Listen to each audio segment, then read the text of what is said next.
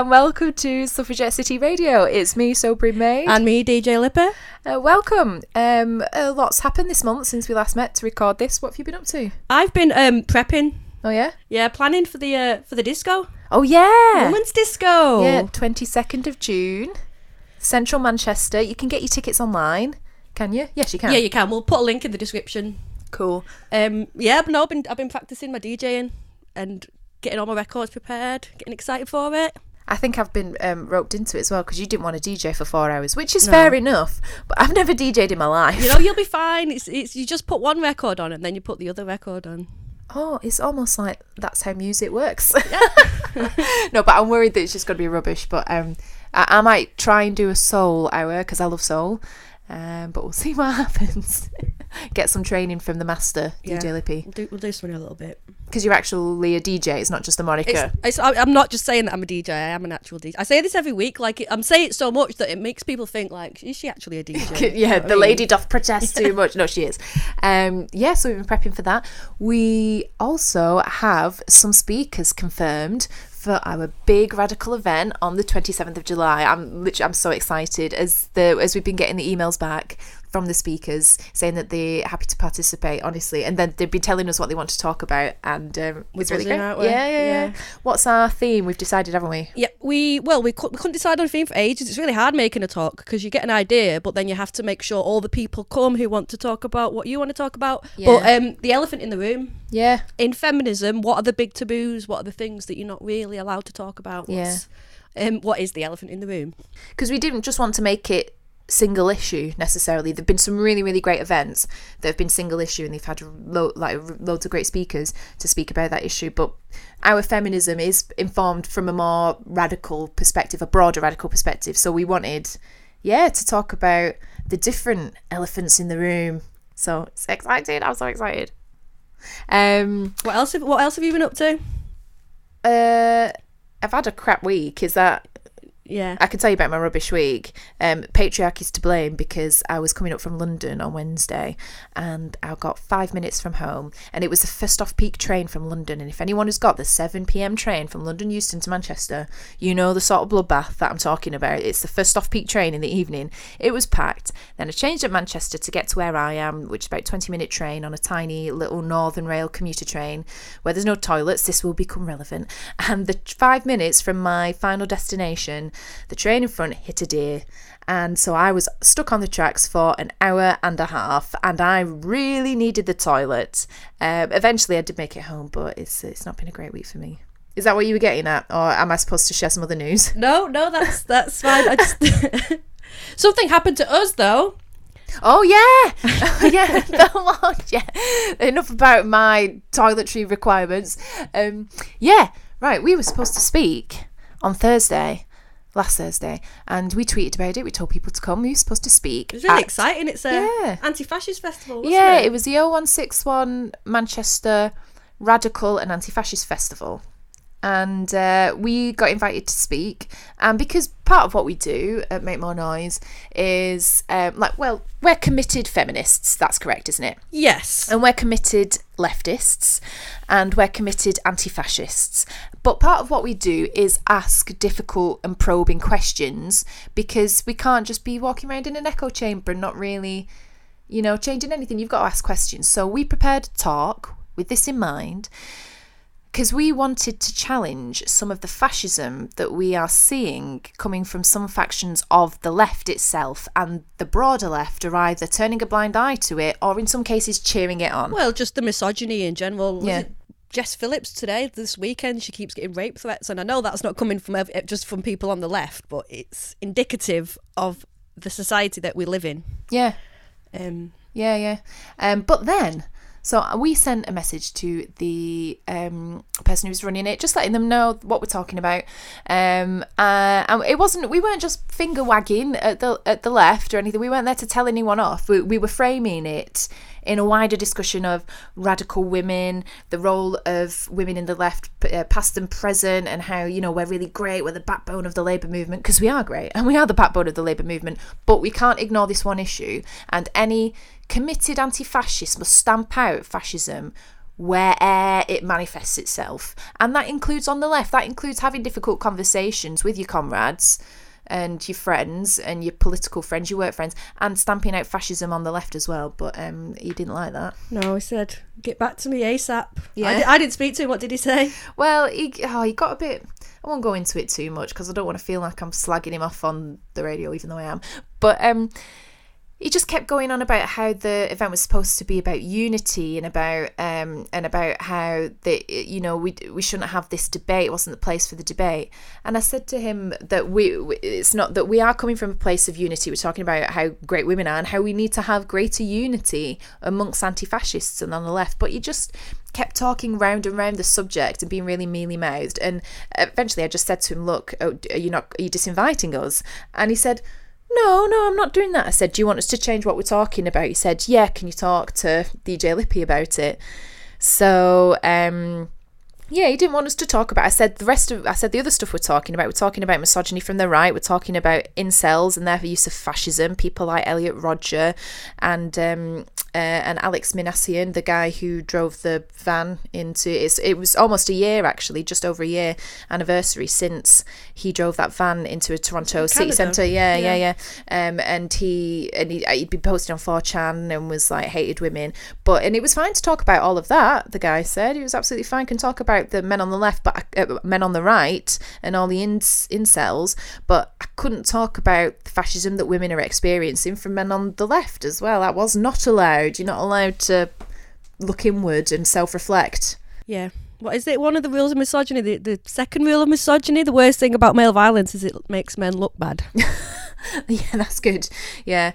But then he called me back later because a bunch of other speakers had dropped out or had forgotten about it or double booked. So he said he was completely changing the event and it was just bands and then just one speaker talking about a housing campaign. And he was at great pains to say that it wasn't because of what we were talking about. It was because all the other speakers had dropped out. But it's just a shame because I know people had turned up to come and watch us speak. And then it just felt like, I don't want to call him a coward, but the way he acted in that moment was cowardly. Mm. Well, it's harder. It's easy to stand up and point the finger at your enemies or people who you're politically oppositional to, but it's much harder to stand up against your own friends and your own allies and call out your own bad behaviour with people that you're supposed to call your allies. Yeah. And I think that's, can you tell your friends when they're doing something wrong? It's easy to tell your enemies when they're doing something wrong. That's what we all do. But actually, if your mate's being a dickhead, you've got to be like, oh, like, what? What's going on here, mate? Do you know what I mean? Yeah, you're so right. But that leads us. So the two topics we're talking about this week, this is kind of a springboard for it. So I wanted to talk about men on the left. So this is your elephant in the room. I know it is. This is my elephant in the room. And what are you talking about after this? I'm going to talk about class. Yeah, I think class and feminism. One feeds into the other, definitely. And was that your elephant in the room? Well, yeah, I think so. Class, it's such a broad topic. Again, we could do like 10 episodes on this one subject. So I'm going to try and be specific on how it relates to the feminist movements and is it as diverse as it perhaps should be. Yeah. So, my elephant in the room is men on the left. And I've experienced this all my life, even before I kind of knew that I was a feminist or had a word to put to it. And then at university and in my more recent activism as well. And there's a great quote. I tried to find the author of this quote and I couldn't. If you know, please do let us know. It could just be somebody tweeted it one time. I mean, we don't know, but... And I just think it really epitomises the problem that I have. So right-wing men view women as private property and left-wing men view women as public property. Well, that's Andrea Dworkin, that one. Is it? Yeah, it's paraphrasing. That's a Dworkin quote. Right, is it? I tried to... I typed it in wrong. Okay, good to know. And we see this in the left, and I cannot fathom this, the left's unwavering and uncritical support for things like pornography and prostitution. Well, did you know, Andrea Dworkin told me this, that prostitution and pornography, it actually came from people on the left during the 1960s, and a lot of the guys went off to LA and started porn studios. Right. So it came from men on the left. This kind of... The industry is founded by like hippie lefty men. Yeah, free love, breaking down conservative values. It's funny, isn't it, though, how it's the women that... Yeah, anyway. It's the women are literally the barriers. Yeah. And I've been thinking a lot more about this, actually, this division between right and left. And I would generally consider myself to be leftist and progressive. But honestly, I see it more and more that right and left is a man-made principle, quite literally. I don't mean just it was made by humans, because we all know this, but it's made literally by men to serve the interests of men. Because we do, on some issues, see radical feminists and right-wing women coming together when it concerns women. You know, those barriers aren't so clean cut because the left and right serve men. Right-wing men do things for right-wing male interests, and left-wing men do things for left-wing male interests. Do you know where it comes from, left and right? Why we say left and right wing? During the French Revolution, when they had the parliament, the men who were conservatives, who wanted to keep things like the aristocracy and the old order, the traditionalists, they would be on the right side of the room, and all the progressives and the liberals would be on the left side of the room. So we make out like left and right are these great universal like values, you know, that have been the same, like almost like a constant throughout time, but they're actually a sort of like an early modern invention that's framed within like a very Eurocentric conception of left and right values, which are still within like a European paradigm, I suppose, and also like a masculine paradigm. That's really interesting. I didn't know that. So we have been the backbone of the Labour movement, and I've been attending a really great course, or I've managed to drop in a couple of sessions at the Working Class Movement Library that's been about radical women. If you want to go, you should look it up. Michael Herbert runs it. It's radical women at the Working Class Movement Library in Salford, and you should definitely check it out. But yeah, women are the backbone of the Labour movement, and I think this is really interesting to me, and I can imagine people, all our 3 listeners, will be poised over their phones now about to tweet us. But now, Labour have had no female leaders, apart from Harriet Harman, who is an interim leader. And the Tory party have had 2 female leaders. Now, and I'm not a Margaret Thatcher fan, I'm not a Theresa May fan, but how is it that the right-wing Conservative Party have managed to produce 2 female leaders? And I know it's not just simple, and I'm not just going to uncritically back any woman because she's a leader, but I think we need to talk about how, and I know I think it's fair to say, well, maybe it's not fair to say, but I'm going to say it, the Conservative Party have a weird nanny complex anyway. Yeah. Like a weird nanny/mummy complex. Yeah. And maybe that explains Theresa May and Margaret Thatcher. I don't know.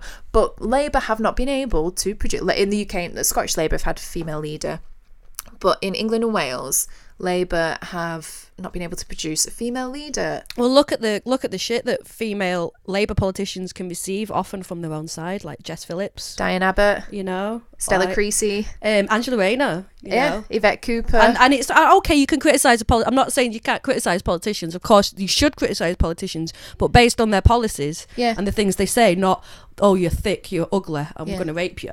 There's a flavour. You know? There's a flavour to the criticism that female politicians get, and politicians, like black politicians or Asian politicians or Jewish politicians, there's a flavour that those politicians get to their criticism that white male left-wing politicians don't necessarily get.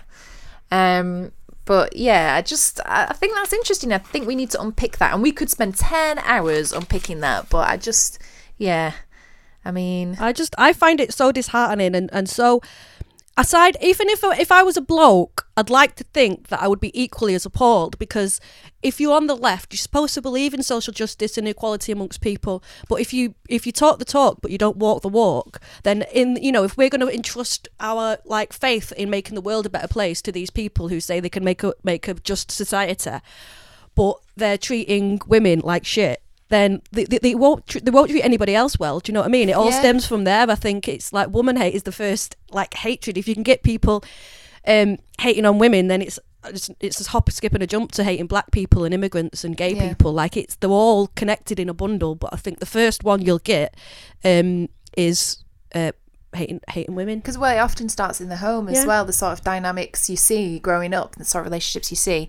But this is something interesting that you just brought up then that I want to develop a bit more, that the left, they think that they own feminism and anti-racism. They think that they own it, and if you criticize the left, you're immediately called right-wing Tory scum. It couldn't possibly be that I'm criticizing the left because I am leftist and I want it to be better. And they think that they own it. And if you criticise the left, then there's almost this attitude of, well, you should be grateful to us for giving you all these things. That is this attitude that we're there just by the grace of left-wing men, that they let us participate, and that we're traitors if we criticise them. And it's like you're being disloyal, like a disloyal wife, isn't it? Like going around and like not sleeping with somebody else, but and that they'll let the conservative men come and take us if we don't toe the line. And I really hate all that. Well, I think I think they love the right-wing men going horrible because it's like they don't have to do that much and they're going to look really good. Do you know what I mean? Just don't threaten to rape them, and you should be grand. But it's like we deserve more than that. The bar is so low. There's you just reminded me, have you seen Maid in Dagenham about the Ford factory workers? Yeah. There's a bit with Sally Hawkins, who's an incredible actress, and she's talking to her husband, and her husband says, but I don't beat you up at home, or I'm paraphrasing, but I don't beat you up at home or anything, like I don't hit you. And she says, but that's how it should be. Yeah. You're not doing anything special. That's how it should be. No, exactly. You don't get a medal just for like turning up, do you? Yeah. But this kind of this attitude of left-wing men viewing women as disloyal stems from quite a long time ago as well. There's examples of with the suffrage movement, when women wanted the vote, there were a lot of men who didn't want women to vote because they were afraid that women would vote against class interests. Left-wing men didn't want women to vote, and I just think that that's interesting, and we still get a little bit of that men won't support women if it goes against some sort of perceived male brotherhood solidarity something. But in I want to talk about the kangaroo courts of the SWP as well. Oh, okay. For the SWP, the Socialist Workers' Party, now a couple of years ago there was some rape allegations made by a woman stemming from about 2008 to a senior member. I think we don't know anybody's names, they were never reported. I think he was called Comrade Delta, he was referred to as. Now, the woman said, and this broke my heart a bit, I read a quote, the woman had said that she was afraid to be expelled from the party if she went to the police because the SWP hate the police, and she didn't want to go to the police about it because she cared for a party so much. But there's like a policy, isn't there, that you don't get the police involved and you're trying to sort things out by yourself. Yeah, and I understand that to a point, but that really worries me though, because it's just a way to erode women's boundaries and give them nowhere to turn if something criminal happens to you. That's what they call it, isn't it? Carceral feminism basically means don't put any bad men into jail for doing bad things. Well, I'm sorry, but you need to have some sort of redress if something bad happens to you. Yeah. And her sexual history was like hauled out for everybody. Of course it was. And I'm not even sure what the outcome was, but it was all just a mess. And she left the party, actually, but she still went back to the party to address these allegations because she didn't want them to go unaddressed. So she was still, those values she still had held really dear because she didn't go to the police. Well, it's funny actually, my dad's a proper like lefty. He's like, I think he's a communist, and he's done all sorts. But he growing up, it was so funny, like the Life of Brian quote, like we're the Judean people's front, no, the people's front of Judea. Yeah. Whenever I'd mentioned like I go on a march or something, I remember telling him once, I've got a leaflet from the Socialist Workers' Party, and he was like, bastards, and I was like, what? And he was like, no, they're absolute like middle class posh boys. Interesting. So like he never liked them. And then when I was getting back into my feminism, I was having some interesting talks with my dad. Sort of about it all. He like loves Andrea Dworkin. Okay. So random having a conversation with your dad about Dworkin, and he was basically talking about a lot of the misogyny in the left, and he said to me, I don't know how women can remain in the left when they see how it is, when they know how, and he was basically saying like they speak about women like shit. I know because I've been around these men, and they have no respect for women. So I don't know how left-wing women remain in the labour movement because the men hate them, which is very interesting to me. And it's also interesting because my dad was a total bastard to my mum. Do you know what I mean? So I'm having this conversation with him about how misogynistic all the men in the left are. Yeah. And he was like really bad. And my mum had a quote for it, which was she used to say about him, communism begins at home. Yeah. Which I think is like, it's perfect, isn't it? Like there's so many people who have these values, but they don't live up to the values. Yeah. Yeah. The idea that you can espouse all these great leftist, and we've talked about this on the podcast before about all these leftist thinkers, but they just treated their partners at home like absolute rubbish. Yeah, well, Engels wanted to criminalise prostitution. Yeah. Didn't think it was right. Yeah, but you use prostitutes. Yeah. Yeah. And and Simone de Beauvoir talking about balling socks for her. Yeah, always talking about cleaning Thatcher's socks. Yeah. But Suzanne Moore said something interesting in an article a couple of years ago, that the left wing view cutting edge issues for women as rights for trans people and sex workers, and I agree that those are important issues. But the left will go on about those two things, then not talk about maternity rights, or cuts to midwives, or cuts to rape shelters, or equal pay. Yeah, and and reproductive rights only becomes an important issue to the left. I mean, I'm speaking broadly. We all know lovely men who do actually care about this stuff, but you should know by now that I don't need to preface it by saying not all men, but lots of men only care about reproductive rights when it becomes a stick to beat the other side with. A lot of men only started speaking up about reproductive rights when the DUP went into coalition with the Tory government, because it was just a stick to beat the Tories with. Well, I don't see them on the picket lines. Abortion is like the only thing that a lot of leftists care about, and I'm not saying that abortion access is not integral to female emancipation, but there are so many other things. And it leads back to the quote you started with about access to women's bodies. Men want to possess all. It's a bit like they just want promiscuous, string free sex. Do you know what I mean? Like with no consequences. No consequences. So if you can't have an abortion, maybe we won't be as we might be a bit more discriminatory about who we have sex with, which again I do think it's really important, but it's not the be all and end all of women's rights is whether or not you can have an abortion. It's very important, but the left act like this is all the big culture war is about, and I think there's so much more that we could be focusing on. We should be moved past that by now, we're still having to fight it, and it's been like, when was it, like had 50 years practically it's been legalized in this country at least. So the fact that we have to keep going back over it, it's ridiculous. I totally hear what you're saying. It feels like men on the left come at it from a different angle, like you say, that they just want to get the dick wet. They do and they just use it as another stick to beat other right-wing men with. And I'm just looking over my notes because honestly, we've gone on for a bit on this, so I'm going to wrap it up now and hopefully segue into your bit. But now I found this quite interesting, that so I went to see Sheila Jeffries talk at an event a couple of months ago last year, and she told the story of the Queen.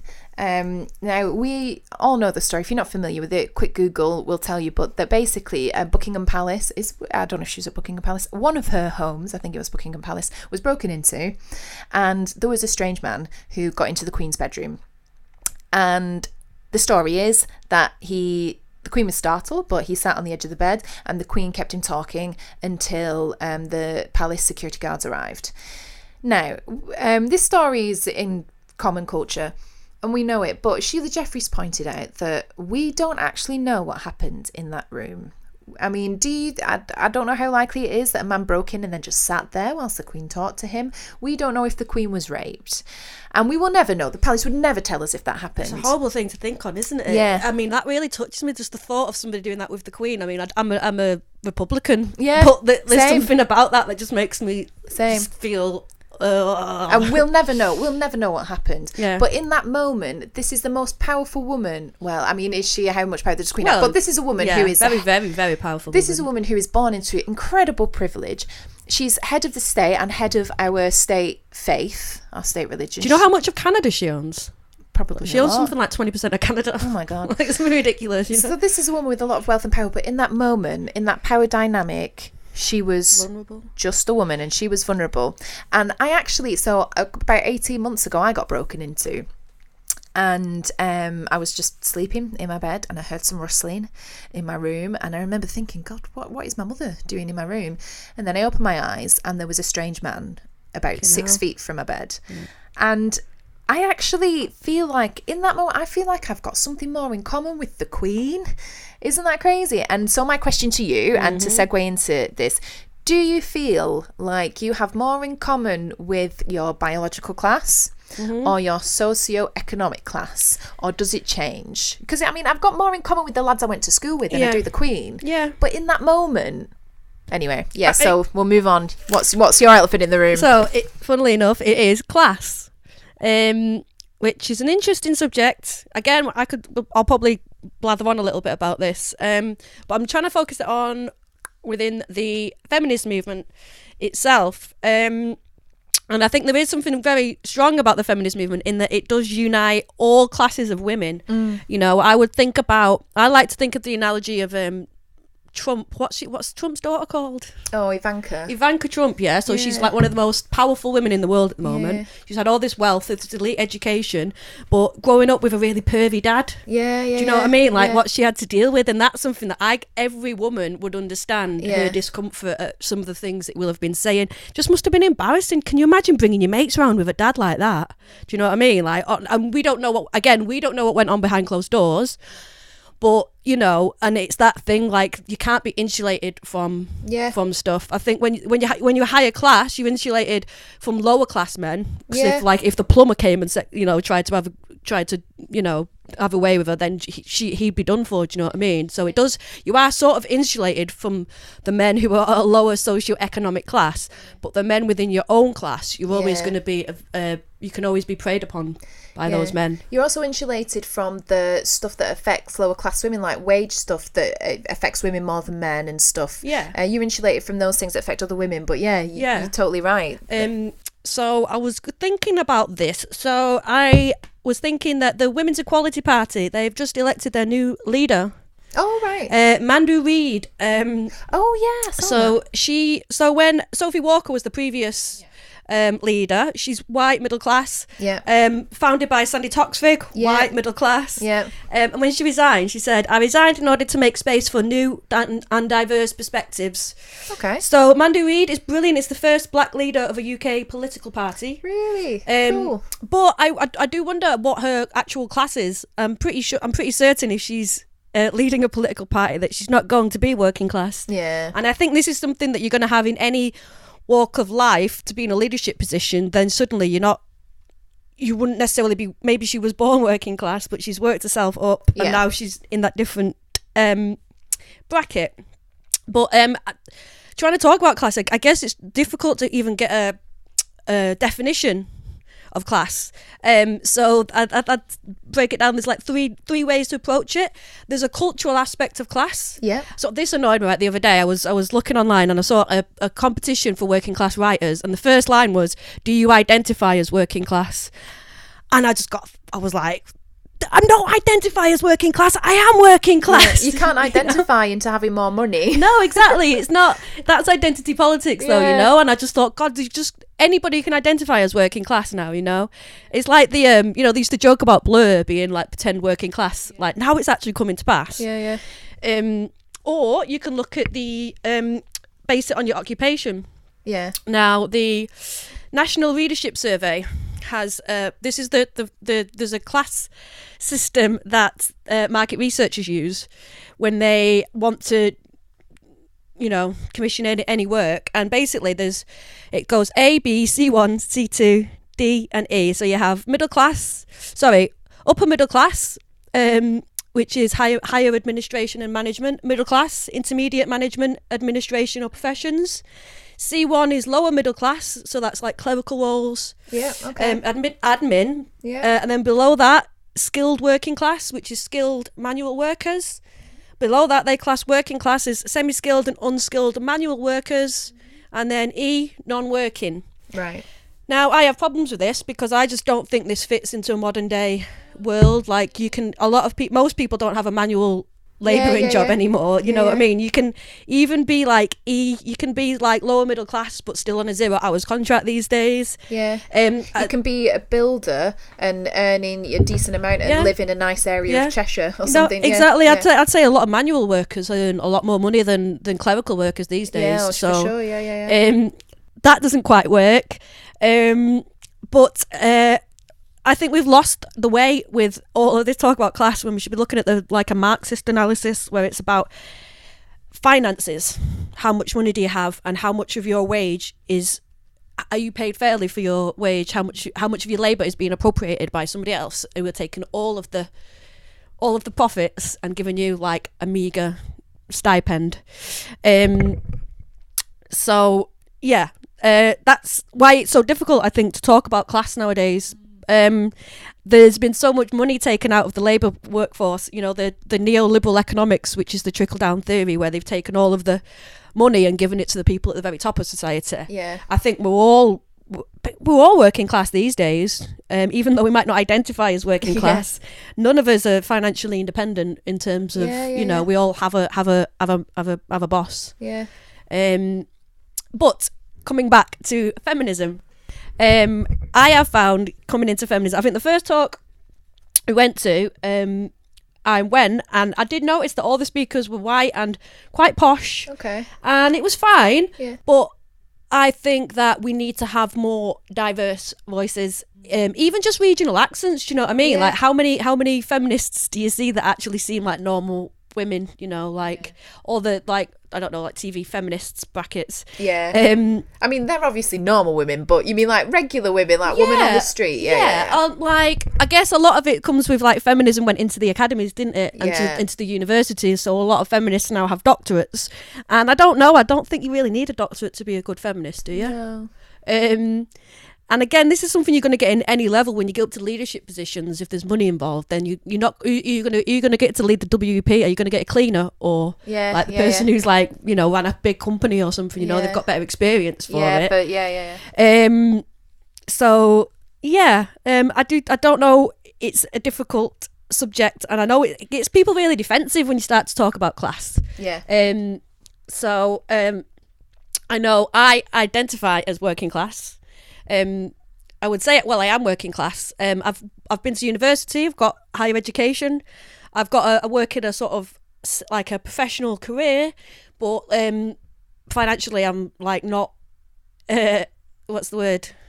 Independent. Yeah. And would you identify as which class would you identify as? This is a hard one. I mean, Merking. Am I allowed to say Merking or class or Whittle? Whittle class. I don't. Yeah, it is. It's an interesting one. So I didn't go to a private school or anything. And what you were saying about finances and access to that, all I could think of was the fact that a tiny percentage of the UK are privately educated, but in Parliament, it's over 50% of MPs and cabinets and stuff that are privately educated. So it's the privately educated that are getting into positions of power. But yeah, so I didn't go, but I went to a selective school. I went to a church school. Mm-hmm. My mum's dad was a miner from Durham, which is like very working class. But then my mum, she worked really hard and got to uni. So then she had that social mobility. But then, like, we've struggled with money. Yeah. And then my dad died quite suddenly, and then we struggled with money. But like, I've got a lot of cultural capital. Yeah. You know, it's an odd one. I probably am middle. I'd be interested. Well, I think middle. That's the sign that you're middle class, isn't it? Denial. I know, this is it. I am middle. You're middle class. If you're working class, you're like, yeah, born working class. Yeah.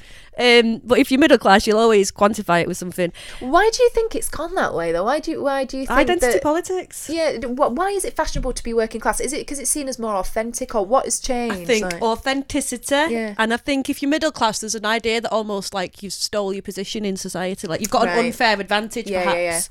And I do think it's related to identity politics, wherein you've got a bit more capital somehow, like a bit more authority to speak about things. It really made me laugh. There was a Twitter spat between Posey Parker, who's a controversial figure, and Julie Bindel, who's like the most famous feminist in the UK, I would say. And they basically, the two of them, like Julie Bindel, from a working class background in Newcastle, in the northeast, in the northeast, but now she's like a top journalist. She's an elite person. She has a platform and a lot of power. Posey Parker again from a quite comfortable background, doesn't have to work. Husband's got a really good job, nice house in the country, but they're both having a working class off about who's more working class, and I just find it hilarious because it's like neither of you were okay. Like maybe you were born into a certain class, but really, come on, you can't deny that you have all this Capital, for whatever it is, you know, like it just felt a bit silly to me, you know, like that. What's the sketch, the Monty Python sketch, you know, like our father used to jump on our graves. You were lucky. It was a bit like that. We didn't have legs. It was a little bit like that. That's what I was going to talk about: class, and lack of visible working class, and also black, Asian, minority, ethnic, you know, where is the diversity that we see? When the media talk about class and working class, they do tend to talk about white working class, so that's who they're talking about, but actually ethnic minorities in the UK make up a huge proportion of the working class, and have done, you know, since we started, you know, since immigration. Well, it was Windrush, wasn't it? We had to get in the manual labourers to do the jobs in the factories that we didn't have they'd all died in the war, didn't they, really? Like and even before that, I was reading a really interesting piece about black families in Victorian England, and they ran the gamut of working class to more middle class as well. Some of them were more wealthy merchants. You know, we've always had black and brown people throughout our class, sprinkled throughout our class system, and we just tend to talk about white people when we talk about class. I think that's interesting. Well, did you know that 1 in 10 Tudor people, 1 in 10 people in Tudor England were black? Really? Yeah. Is that because most of them lived in London and London was more diverse? I don't know. Like that's just I've not got like a. I just know the statistic, but it's something which we often think that it came past, you know, from an empire legacy. You know. Yeah, we think we only got but black and brown people since like the war or something. It's not been that case. They've been throughout history. Well, Cheddar Gorge, man, he's a black fella, isn't he? Cheddar Gorge. You know, there was like he's like 40,000-year-old skeleton. Oh God! Yeah. And they did facial reconstruction of it recently, and he's not a white dude. Yeah. You know. Yeah. Which makes sense, you know. Like it's just that we have like a certain way of looking back at the past. Yeah, there's a lot of establishment figures who are black or have black ancestry as well. Did you know that Alexandre Dumas, who wrote The Three Musketeers, he was mixed race? Was he? Yeah, and he was like I think a Russian writer, I think Pushkin as well, had black ancestry. We do and again, when it comes, it sort of ties back into what I was saying about the left loving to use issues that they don't really care about as a stick to beat other people with. Yeah. But when people talk about the working class, some people are talking about the traditional working class.